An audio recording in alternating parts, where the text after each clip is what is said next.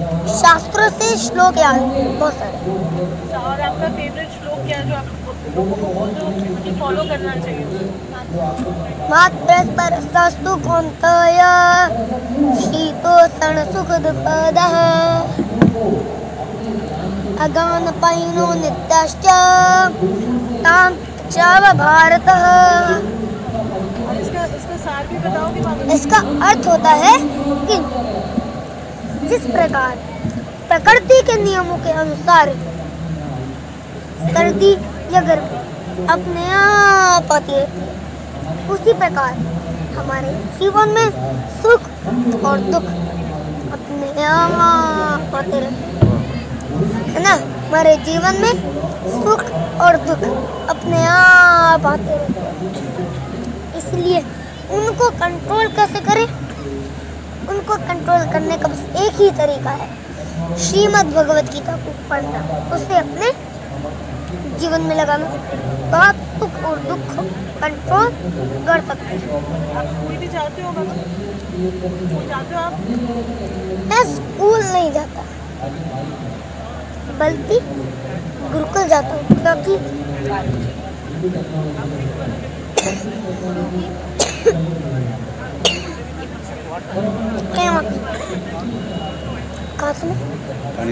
आप गुरुकुल जाते हैं?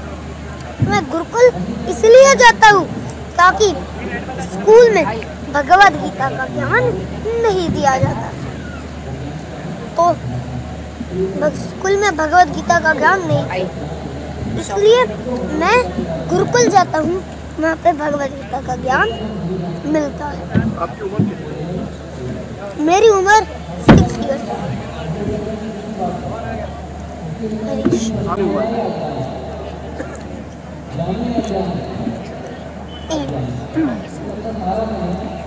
क्या मैसेज देना चाहोगे सबको जो आजकल मोबाइल वगैरह में बिजी रहते हैं, रील में बिजी रहते हैं? आपने बोला रावण है मोबाइल। हाँ, मोबाइल रावण है, क्योंकि उसमें बच्चे कार्टून देखते हैं, इसलिए वो रावण ही होगा। उसमें लोग भौतिक चीजें चला के बच्चों को दे देते हैं, इसलिए वो रावण है। और हमें रावण से बिल्कुल दूर रहना चाहिए, है ना। और यदि उसमें कुछ देखना भी है तो भगवान श्री कृष्ण की लिटिल कृष्ण कार्टून देखने से हमारी बुद्धि भी नष्ट हो जाती है। भागवत को सोचा, भागवत को बहुत दिनों से हम लोग फॉलो कर रहे हैं, और उसको जो सोशल मीडिया में उसको जो सब आते हैं, जो बोलते हैं वहाँ पे, तो मैं सोचा जो अभी इनको लाना बहुत ज़रूरी है। और हम ये भगवत गीता हर जगह में हम जहाँ लेके जाएंगे, अगर इसका मौका मैं इसका अगर फ्री है तो मैं लेके हर जगह में जाना है, क्योंकि वो इतना अच्छा से डिस्क्राइब करते हैं, इतना अट्रैक्शन है पब्लिक का, तो उससे बहुत इजीली गीता पहुंचने का एक रास्ता है। बच्चे के बारे में क्या कहना चाहोगे जो गीता का? देखिए, ये तो गॉड गिफ्टेड है। ये बच्चा सबका घर में ही है, लेकिन ये तो बहुत हटके ही है। पहले ही बताया, मैं स्कूल में नहीं जाता हूँ, तो जब स्कूल में नहीं जाता है तो कहाँ जाता है? गुरुकुल में जाते हैं, तो परंपरा है हमारा। एक और श्लोक, इससे पहले कि आप अपनी मम्मी के पास वापस जाओ, एक श्लोक हमको और सुना दो और उसका सार भी बताओ। इसका सार सुनिए। भारतामृत सर्वस्य विष्णु वक्ता दुनिश्चिता गीता गंधगोतगम पितवा पुनर्जन्म न विद्यते। इसका अर्थ होता है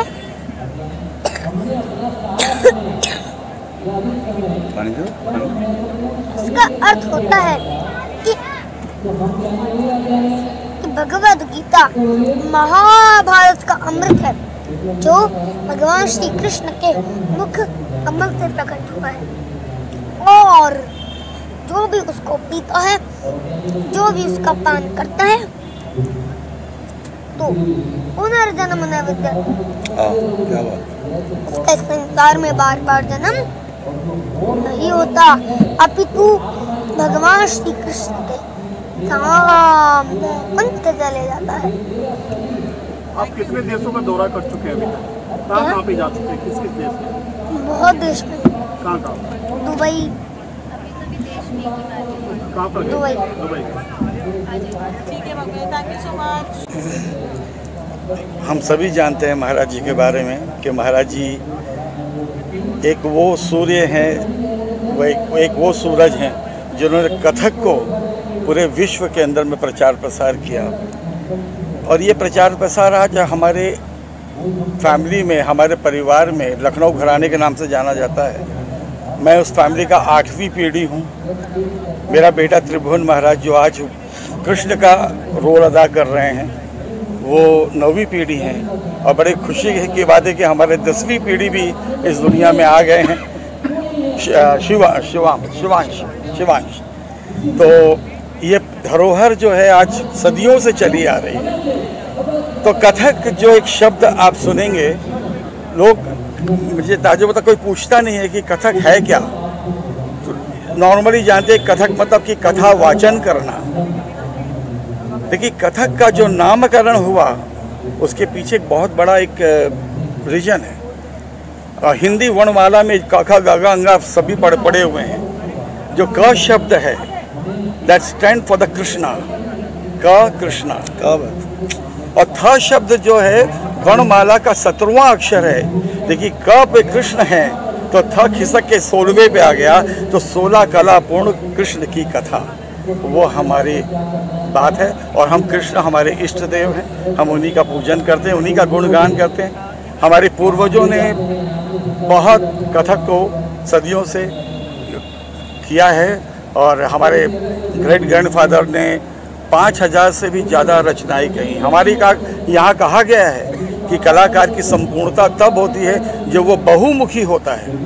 बहुमुखी से अर्थ ये है कि आप नृत्य के साथ साथ संगीत के हर पक्ष को जानें, गायन, वादन, नृत्य, चित्रकारी वगैरह। तो जब आप संपूर्ण होते हैं तो बहुमुखी प्रतिभा के आप कहलाते हैं। और ये परंपरा हमारे यहाँ चली आ रही है।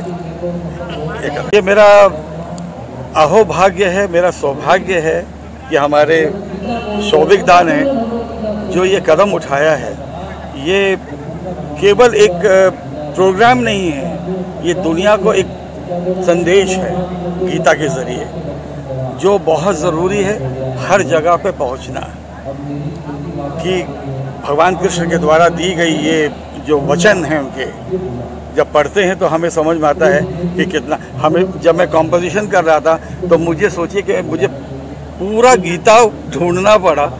अगर मैं पूरा करता तो शायद 7 दिन 8 दिन तक लगातार करता रहता, लेकिन उसमें से प्रमुख कुछ श्लोक को लेकर के मैंने इसकी रचना की है। हम आपसे जानना चाहेंगे आज मंच पे entire family is going to be there, आपका डेडिकेशन है, क्या कहेंगे? शौविक जी के आभारी हैं हम लोग। आवाज़ आ रही है? शौविक जी के बहुत बहुत आभारी हैं जिन्होंने भगवत गीता जैसे कठिन टॉपिक को जगह जगह तक दोबारा एक बार रिवाइव करने का प्लान किया। जहाँ कृष्ण है वहाँ महाभारत है, वहाँ गीता है, वहाँ कथक है। क्योंकि कृष्ण का एक नाम नटवर भी है। नटवर मतलब नटवरी नृत्य मतलब कथक। तो कृष्ण, गीता, महाभारत, कथक सब आपस में एक दूसरे के पर्यायवाची हैं। हम एक दूसरे से जुड़े हुए हैं। आप सबके समक्ष एक छोटा सा प्रसंग, एक छोटा हिस्सा, क्योंकि गीता तक महाभारत के बिना नहीं पहुंचा जा सकता। गीता तक पहुंचना है तो महाभारत से गुजरना पड़ेगा। तो इसलिए एक छोटा सा प्रसंग, निचोड़ उसका हम लोग लेकर आए हैं। आशा है कि आप लोगों को प्रसंग पसंद आएगा और वहाँ से फिर गीता के उपदेश तक ये जर्नी आज की शाम जाएगी, जिसे हमने बड़ी कठिन मेहनत से उसको सजाया संवारा है और आपके समक्ष रखने का पूरा प्रयत्न है। बहुत सुंदर। आप लोग सब आके देखिए कि क्या बनाया। जय किशन महाराज का कोरियोग्राफी, उनका म्यूज़िक, हमारा त्रिभुवन महाराज का कंपोजिशन, म्यूज़िक कंपोजिशन मैंने लाजवाब है। छोटा है लेकिन ज़बरदस्त। अब देखिए मैं तो आया हूँ, सिर्फ सीखने आया हूँ ताकि मैं और कुछ सीख सकूँ। आगे इस तरह का कुछ म्यूज़िक देना हो तो हमारे जय किशन महाराज त्रिभुवन महाराज और रूबी महाराज। रही बात बिरजू महाराज जी के साथ मैंने देवदास में काम किया था, वो एक एक्सपीरियंस आज भी हमारे लिए बहुत काम कर रहा है। और मेरी खुशकिस्मती है कि मैं जय किशन महाराज और इनके साथ जुड़ा हुआ हूँ और सीख रहा हूँ। और आज भी मैं सिर्फ इसीलिए आया हूँ कि कुछ सीखूं, क्योंकि इस तरह की चीज़ें लोगों तक पहुंचना बहुत ज़रूरी है। ये प्योर बोलते हैं ना, एकदम प्योरिटी है इसके अंदर, कथक हो या इनकी सोच। क्योंकि मैं इनको 20 साल से जानता हूँ और 20 साल से मैं इनसे बहुत कुछ सीखा हूँ। और अभी भी आज भी मैं उसी नीयत से आया हूँ ताकि फ्यूचर में इस तरह की कोई फिल्म आए तो लगे कि यार वाह क्या काम किया, कितना खूबसूरत काम किया। तो जब तक इंसान इस तरह के माहौल में रहता नहीं है तो वो सीख नहीं सकता है, और सीखेगा नहीं तो करेगा कैसे। और मैं जय किशन महाराज का बहुत बड़ा फ़ैन हूँ। ये इतने गुणी हैं, इतने टैलेंटेड है। मैं इनका बहुत बड़ा फ़ैन हूँ। देखिए मैं बिल्कुल सच कह रहा हूँ। और त्रिभुवन इनके जो बेटे हैं वो बहुत ज़्यादा टैलेंटेड है, मैं आपको सच बता रहा हूँ। मैं मीडिया के सामने क्या उसको बुला सकती हूँ, त्रिभुवन महाराज भेजा ना। हाँ। क्योंकि ये जो म्यूजिक अभी आप सुनेंगे इसमें उनकी कई रातों की मेहनत है, क्योंकि हम बॉलीवुड का म्यूजिक छू नहीं सकते थे।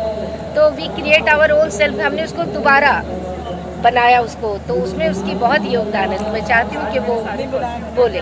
Thank you. और वो मुझे उन्होंने सुनाया तो सुन के मैं भी हैरान हो गया, क्योंकि हमने 250 लोग ऑर्केस्ट्रा में काम किया था और त्रिभुवन महाराज ने अकेले अपने पिता के साथ मिलकर उस चीज़ को कंप्लीट किया है। तो मैं बहुत इम्प्रेस हो गया। मैं बोला ये तो बहुत बड़ी बात है कि इतने छोटे बजट में इतना बड़ा काम करना, वो बहुत बड़ी बात होती है। तो आप सुनोगे तो आपको खुद को बहुत मज़ा आएगा। और जय किशन महाराज की जय हो, बस इतना ही बोलूँगा। नहीं, मैं काबिल हूँ या नहीं यहाँ बैठने का, ये तो मेरा गुरु भी है।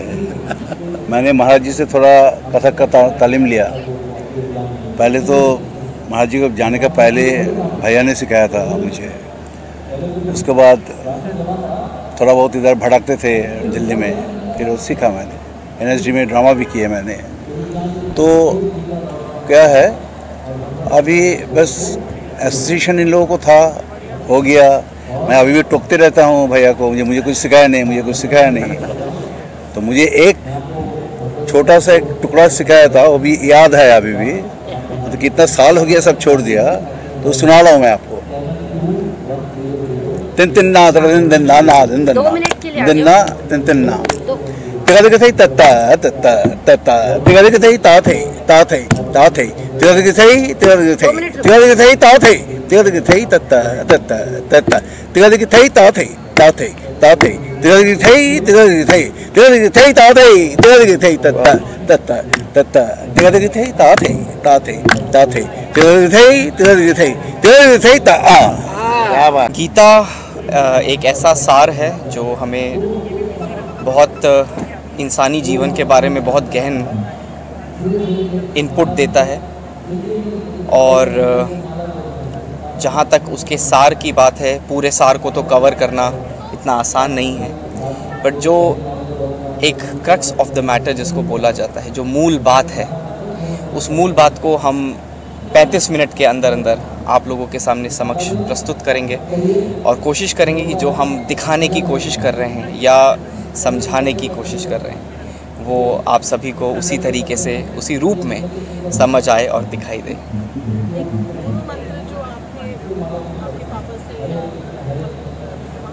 जी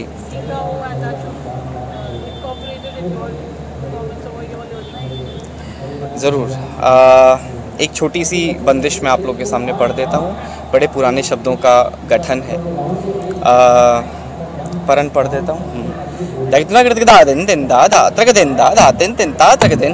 गदगिन गिट तग तेरे गिट तग दिगिट दान ता दा गिट दा दा ता गिट दा तगिट दान ता दिगिट दान दा दा दा गिट दा कत दा कद्दा ददर ददर कत गदगिन गिट तग तेरे गिट तग दा ते दा गदगिन दा ते दा गदगिन दा ते दा गदगिन दा ते दा गदगिन गिट तग तेरे गिट तग दिगिट दान ता दा गिट दा दा ता गिट दा तगिट दान ता दिगिट दान दा दा दा गिट दा कत दा कद्दा ददर ददर कत गदगिन गिट तग तेरे गिट तग दा ते दा गदगिन दा ते दा गदगिन दा ते दा गदगिन दा ते दा गदगिन गिट तग तेरे गिट तग दिगिट दा दा दा गिट दा दा ते दा गिट दा तगिट दान ता दिगिट दान दा ता गिन दा कत दा कद्दा ददर ददर कत गदगिन गिट तग तेरे गिट तग दा ते दा गदगिन दा ते दा गदगिन दा ते दा गदगिन दा ते दा। ये बहुत पुरानी बंदिश में से है। Kathak is one of the classical dances of India. ये हमारी धरोहर है।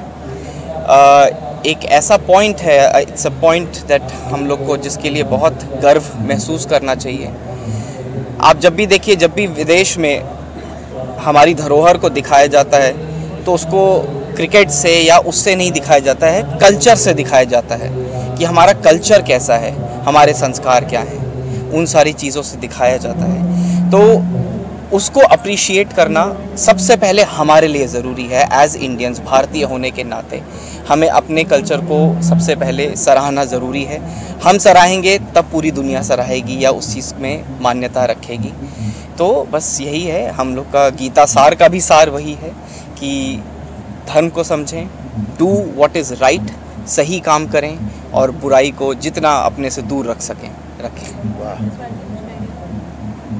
इनके आने से पहले भी ये बात कही। ये बस अगर आप लोगों की दुआएं रही, आशीर्वाद रहा, तो बिरजू महाराज जी का जो नाम, जिस लेवल का नाम, जिस लेवल का उन्होंने काम किया, वो सारे गुण मैं इनमें देख रहा हूँ। और ऐसा नहीं है कि मैं आज ही देख रहा हूँ, जब ये 12 साल के थे मैं तब से देख रहा हूँ। और मैंने तभी कह दिया था कि ये आने वाले वक्त का, और इत्तेफाक देखो कि इन्होंने अपना जो भी अपने स्टूडेंट को सिखाते हैं तो उसका नाम भी रखा है बिरजू महाराज परंपरा। तो ये परंपरा तो मेरे ख्याल से उसी दिन जन्म ले ली थी जिस रोज़ इन्होंने जन्म ले लिया था। तो बस मैं इतना ही कहूँगा कि आप लोग इनको आशीर्वाद दें, दुआएं दें, ताकि ये उस मकाम पे पहुँच जाए। क्योंकि आज का जो दौर है, आज का जो वक्त है, वो बहुत तेज़ी से दौड़ रहा है और दौड़ते दौड़ते गिर रहा है। वक्त कभी भी दौड़ना ज़रूरी है, लेकिन गिरना ज़रूरी नहीं है। तो ये सारे लोग जो हैं उस चीज़ को संभाल सकते हैं। और मैं बस इतना ही कहूँगा, मेरी बहुत दिल से दुआ है। मैं बहुत बचपन से ही बहुत बड़ा फ़ैन हूँ इनका। जब वे छोटे थे तब से वो हाँ, मैं तब से भविष्यवाणी दे दी। और आज जिस लेवल का ये काम कर रहे हैं वो मुझे पता है। देखिए क्या होता है, मैंने कहा ना कि आज लोग इतनी स्पीड में दौड़ रहे हैं कि हमारे हिंदुस्तान की जो जड़ है उसको इम्पोर्टेंस देना बंद कर दिया है लोगों ने। और वो हमारी बहुत बड़ी मिस्टेक, हम सब भारतीयों की मिस्टेक है। वो हमको अपने देश की चीज़ को आगे लाना चाहिए, उसकी बजाय हम दूसरों की चीज़ों पे वाह वाह करते बैठे हुए हैं जब तक। और उसका ज़्यादा समय नहीं है, क्योंकि इनका समय अब आने की तैयारी है। अब ये अपनी जंग में, अपने मैदान में ये उतर चुके हैं। बस उसका इशारा होना चाहिए ऊपर वाले का। उस दिन मैं जो ये बात बोल रहा हूँ, आप खुद कहोगे कि यार क्या बात है। ये पूरी दुनिया को अपने नाम से रोशन करेंगे, अपने दादाजी का नाम, अपने माता पिता का नाम 100% बहुत बड़ा करेंगे। क्योंकि माता पिता भी बहुत जीनियस है। मतलब जैकी शन महाराज जो है वो मेरे जैसे सीधे है। इस दुनिया में काम करने के लिए थोड़ा सा टेढ़ा आदमी चाहिए, आप समझे। तो सीधे लोगों का काम नहीं है यहाँ पर। सीधे लोगों का टैलेंट कभी छुप भी नहीं सकता है। वो कभी ना कभी आएगा और एक ही साथ सबको पछाड़ के निकल जाएगा।